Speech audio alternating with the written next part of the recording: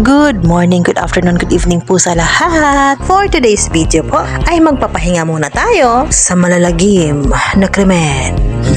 Ay, ang hirap mag-transition ng voice. Nagpabudol na naman po yung nanay nyo, kaya ito mag-unboxing tayo ngayong araw. First time kasing kakain ni baby ng solid foods, kaya binili ko na yung mga kakailanganin niya. Tulad na lang nitong 3-in-1 multi-purpose sofa for babies. Halata bang hingal na hingal? So ito na nga sa pagpapatuloy. Tulad ng nabanggit ko kanina, 3-in-1 siya. Ibig sabihin, multi-purpose. Kailangan mo lang siyang lagyan ng hangin. Pwede siya as practice chair para sa mga baby na nagpa-practice pa lang umupo. Pwede nyo rin siyang gamitin kapag nagpapaligo kayo ng baby. At ang pinakadahilan kung bakit ko ito binili, pwede mo rin siyang gamitin as feeding chair. O diba, ang daming gamit? Habang kayo po ay nanonood, huwag po sana ninyong kalimutan na mag-like, share, and subscribe sa aking channel at pakitusok na rin po ng aking notification bell para naman po kayo ay ma-notify sa aking mga susunod na videos. Pero kung sa Facebook naman po kayo nanonood, ay pakifollow na lang po, like, and share. Maraming salamat. At ito na nga po, na-open na natin yung ating inflatable chair. Nabili ko nga lang po pala ito sa halaga 454 pesos sa Lazada. Kung gusto nyo rin pong umorder ng ganito, meron po akong ilalagay sa description box. Yun po yung link para ma-direct kayo sa Lazada. Mabalik tayo sa aking video. Ito na, nabuksan ko na nga, diba? Susubukan naman nating lagyan ng hangin. I-check natin, baka naman may butas. O kaya baka meron siyang ibang damages. Mabuti na yung nakakasiguro tayo kasi binayaran din natin to eh. Buti na lang meron kaming electric air pump, kaya madali na lang tong malagyan ng hangin. Nabanggit ko kanina na pwede siya as feeding chair. Kita nyo tong bilog na to? Pwede diyang ilagay yung pagkain niya. Sinusubukan ko nga rin pala kung meron siyang hand pump pero wala naman pala. Kaya nilagyan ko na lang ng hangin gamit yung aming electric pump. Pero hinalukay ko pa sa aming lumang baul kung nasaan ba yung electric pump namin. Buti na lang at nakita ko. Tapos sinubukan ko kung meron bang kakasyang pin doon sa kanyang butas. At nagkasya naman po itong maliit na hose na to na daanan ng hangin. Pagkatapos ay isinaksak ko na para naman malagyan na ng hangin at nang magamit na ni baby. Excited na rin siya eh. Kanina pa niya hinihintay yung bagong upuan niya. Paa nga pala ng baby ko yung andyan oh. Kita nyo? Kanina pa niya sinisipa-sipa. Hindi ko na rin po nakuna ng video kung paano ko nalagyan ng hangin. Basta sinaksak ko lang tapos nilagyan ng hangin. Yun na yun. Ito na, maumbok na siya. Pwede na to. Tinignan ko muna kung meron bang butas. Mukhang wala naman. Lagi talaga natin dapat i-check yung mga binibili natin online. Inipisil-pisil ko baka meron siyang butas. Mukhang nasa good quality and good condition naman itong in-order ko. At sigurado ako magugustuhan to ng baby ko. Excited na ako sa magiging reaction niya. Mukhang na-curious pa si baby kung anong mga nangyayari sa paligid. At nung kalaunan ay mukhang ina-enjoy na nga niya yung kanyang upuan. Akala niya ay kakain na siya.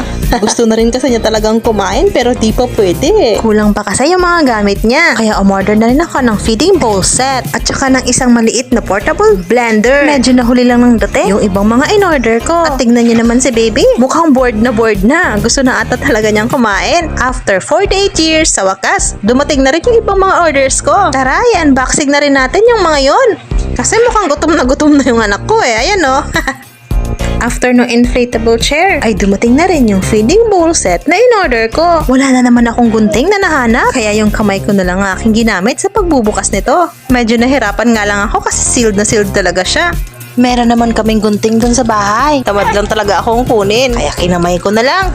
Ayan, nabuksan na rin. Nasisilip na natin yung laman. Isa-isahin natin yung laman ng nabili natin. Good sa feeding bowl. May kasama din itong pacifier, isang teeter, isang fruit pacifier, at isang kutsara kasama ng feeding bowl. Nag-uumpisa ng mga tiyong gums ni baby. Kaya kailangan niya itong teeter. After few months, siguradong maglalabasan na rin yung mga ngipin ng baby ko. Yung teeter na nabili ko, tumutunog-tunog din. Tapos, hugis aso yung ulo. Sinubukan ko rin itong kagat-kagatin. At medyo malambot naman siya, pero matibay. Ayan o, tignan nyo, na-enjoy na ni baby. Pero bago nyo po ito ibigay sa baby nyo, siguraduhin na hugasan ito ng maayos at na-sterilize. Para di magkasakit si baby. At habang ine-enjoy ni baby yung kanyang bagong teeter, ay itinuloy ko na nga yung aking pag-unboxing. Nabanggit ko nga pala kanina na mayroon din siyang kasamang pacifier. Actually, hindi ko pinapagamit si baby ng pacifier. Hindi kasi magandang paggamitin ng pacifier ang baby, lalo na at breastfeed siya. Pero tiningnan ko na rin at chinek.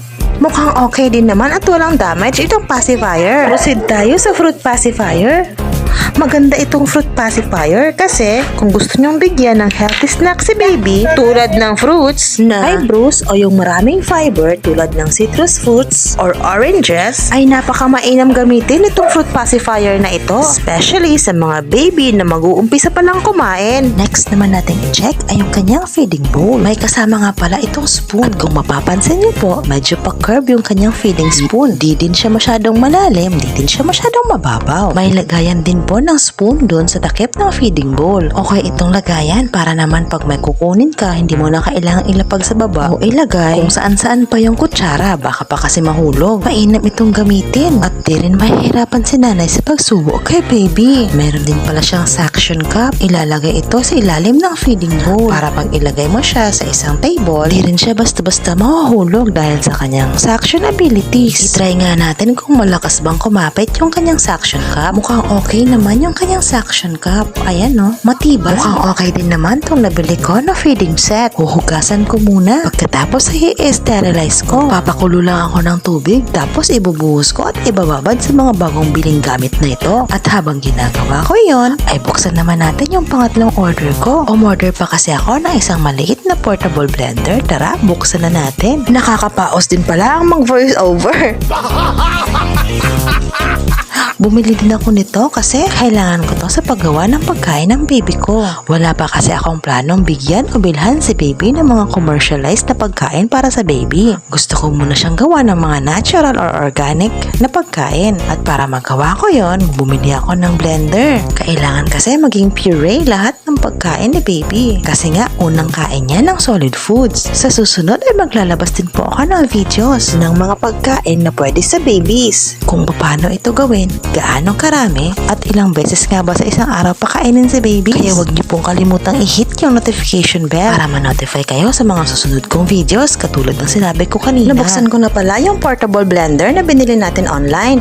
According doon sa pamphlet na nabasa ko, dapat i-charge muna natin siya. Maganda ito kasi portable siya. Pagkatapos i-charge, pwede na natin siyang gamitin kahit di na nakasaksak. Kailangan din nating hugasan at i-sterilize yung cup ng ating blender, kasama na rin yung blade niya, pati na rin yung cover cup ng machine. At pagkatapos i-charge at i-sterilize yung mga dapat i-sterilize, subukan na natin gamitin. Tara, tignan natin kung okay ba. Reminder lang po, hindi po natin pwedeng i-sterilize ng blender na siyang charge natin. Masisira po ang machine. Ilagay po muna natin yung cover cup ng blender. Gagawa nga po tayo ng puree kaya nilagyan ko na ng breast milk. Ilagay muna natin yung kanyang blade sa gitna at pagkatapos ay pwede na rin natin ilagay kung ano yung gusto nyong gamitin na pagkain para sa baby nyo.